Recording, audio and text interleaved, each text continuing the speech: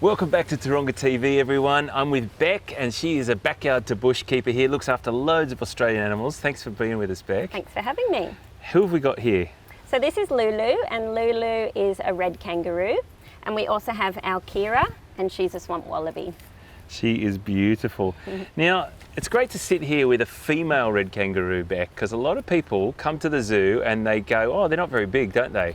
This is a female. Can you talk us through a little bit of the weight of a female and the coloration and everything? Yeah, of course. A lot of people are quite shocked when they come and see our female red kangaroos here because they are quite grey in colour. But that's normal for red kangaroos. It's normal for females. They're sometimes known as blue flyers because their coat is a more blue-grey colour than what are normally more red male kangaroos. Yeah, so she's got beautiful red sort of tinges in the undertones of her coat there, between her ears, on her elbows and all that area. But the males have a very, very bright red, or not bright red, but much more distinct coat, don't they? Yes, they're often more red in colour and they have that big red chest as well. So really bright red coloration on their chest, just to accentuate those big muscles that they have as well. Yeah, they certainly do. So Lulu weighs 24 kilos. We just weighed her last week and she's still growing. She's still quite a young kangaroo. The females get to about 35 kilos, but the males can get to up to about 90 kilos. So a lot bigger, a lot taller. So people often come to see our kangaroos and they are shocked by how small they are because they see the pictures of the male kangaroos. Right. They think they'll be huge, but the females are a lot smaller and often not as red in colour as the males. Now, they do something incredibly interesting that I think people probably don't even know about, but their birthing process and their reproduction is quite extraordinary anyway.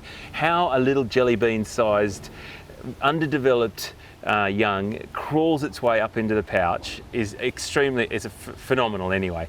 But they do something else that they can do with you explain it. They can, much better than me.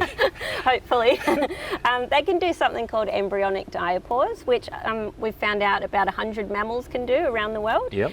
Kangaroos can do this and it's pretty amazing. So it means that they can have sort of a conveyor belt of joeys going. They can have 3 joeys going at the same time. So they can have one in the pouch, one at foot, and be pregnant. And what they can do is stop the pregnancy at a certain point until the joey in the pouch emerges, and then they'll allow that embryo to develop, and so then they can give birth to another little jelly bean baby. So they just keep going. They also have 4 teats in their pouch, and so their different teats will make a different type of milk for the different size joeys depending on their development. So pretty incredible. How does that happen? That's just like incredible stuff, isn't it? Like nature is just, it never ceases to amaze me that nature can do that. It can put things on hold and just do it perfectly like that. Aren't you beautiful? Absolutely superb. What do you love about working with them so much? Oh, I just find them fascinating, as we've just talked about. There's so many different things that I learn about them all the time. You see they're quite small, but they can jump over my head if they are going fast enough. So they can hop along at distances as quick as the cars around the streets around here. And they can go about 9 metres in one hop if they're going at full pace. So that's pretty incredible. And those hops are up to about 2 metres high or 1.8 metres high, so straight over our heads if they felt like it. And sometimes, like yesterday morning, Lulu did get the zoomies, we call them, so she was hopping around here as quick as she could, having the best time, and it's pretty fun to watch them. They're all quite different. Like when a dog goes crazy in the park or something with its owner, and just, beautiful, absolutely superb. And it's a really, really efficient form of transportation for them, isn't it, hopping? Yes, so especially in drought when they need to go large distances looking for food, as they mostly eat grass and they sometimes eat some leaves as well, but mostly grass. So they do need areas where there's enough rainfall to grow the grass. So if we do have drought and they need to go long distances to find food, the way they hop and use their legs when they're just using the 2 back legs is very efficient for them. So they don't get tired like we would if we had to run really far. Now I think on Taronga TV, every situation we've ever sat in, we've been feeding something.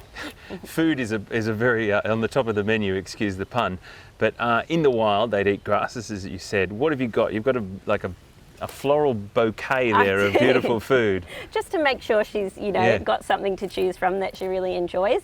This morning I cut some grass for her and also some plants. We've got grevillea with some little flowers, so that's a special treat that a lot of our native mammals enjoy, or even our birds, like our emu loves grevillea flowers. I also brought some greens, so some chicory for her this morning. It is great to watch. There's something very, very satisfying about preparing food for animals and then watching them eat it while you're sitting by. That's for sure. She is just so beautiful. Well, thank you, Beck, for being with us. Thanks for letting us in here. This is very special to be able to get this close. Hello, my girl. How are you going? This close to these beautiful creatures. Thanks for watching. You never know what's around the next corner. We'll see you next time on Taronga TV.